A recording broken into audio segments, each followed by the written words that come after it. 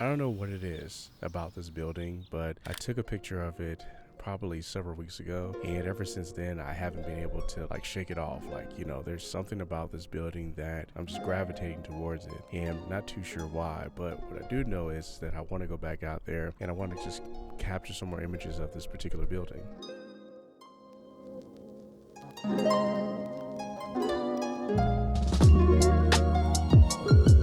I tried to go back to this particular area for a couple times, and essentially I wasn't able to capture the images that I was wanting. Is that it's right across the street from a bar, and typically when I'm trying to go in the afternoon, that bar is, you know, slightly busy, and there's a lot of traffic, a lot of noise, everything's just, there's a lot of commotion going on. I know that whenever I'm, you know, capturing any type of videography, photography, you know, one of the things I will say is that I just want to have the time to myself to be able to take in everything and to really just observe it, just really dissect it.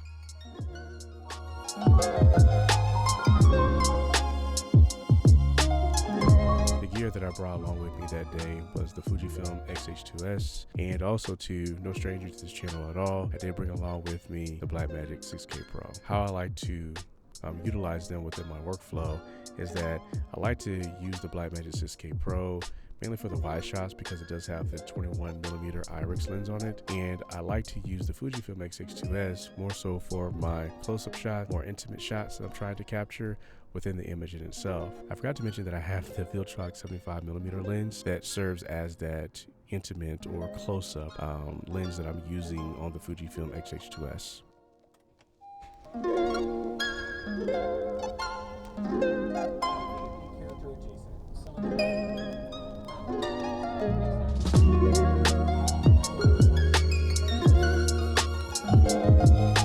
So when I got to the area that morning, it was quiet, it was low energy in comparison to the other days that I had tried to go out there to shoot everything, and it was just the perfect conditions to, you know, what my needs were wanting in that particular moment.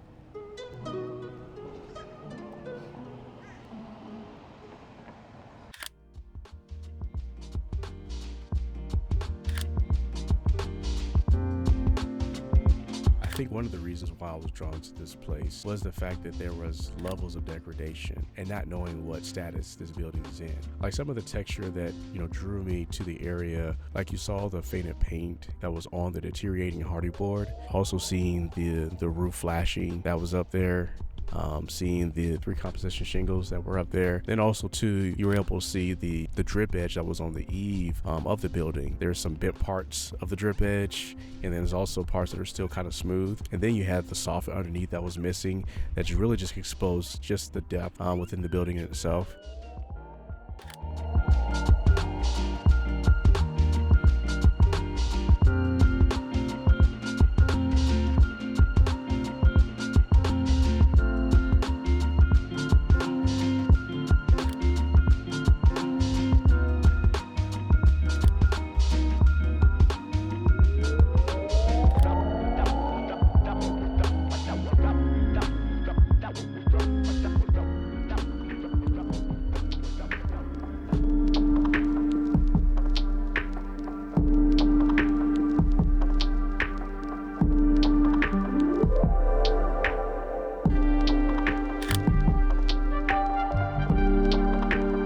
I think that the reconstruction, or if it's under reconstruction, of this particular building was some sort of nostalgia. That's something that I discovered when I was out there, is that I can recall, you know, when I would go see my grandmother in the summertime, and my grandmother, she would take me out riding with her in her car. She had like an old Chevy, and I remember just the fact is that we would just drive around town, we'd go to stores, I would just run errands with her. Some of the buildings, you know, like resembled this particular building that I've been drawn to. Glad to just, you know, be able to tap into that memory and to see how that influenced my photography and videography and just my drawn to these particular items. Like, I knew back then that I thought these buildings were pretty cool, but didn't realize that was the motivating factor in this instance. But glad I was able to discover that at the time frame.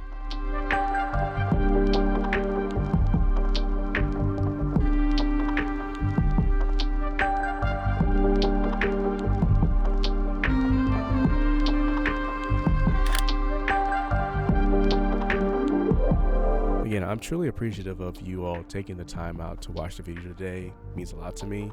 I know that you could be elsewhere spending your time watching another video, but you chose to come here, so I'm truly appreciative of that. As always, continually appreciate the process. I'll catch everyone on the next one. Deuces. And another one. Ugh, my legs.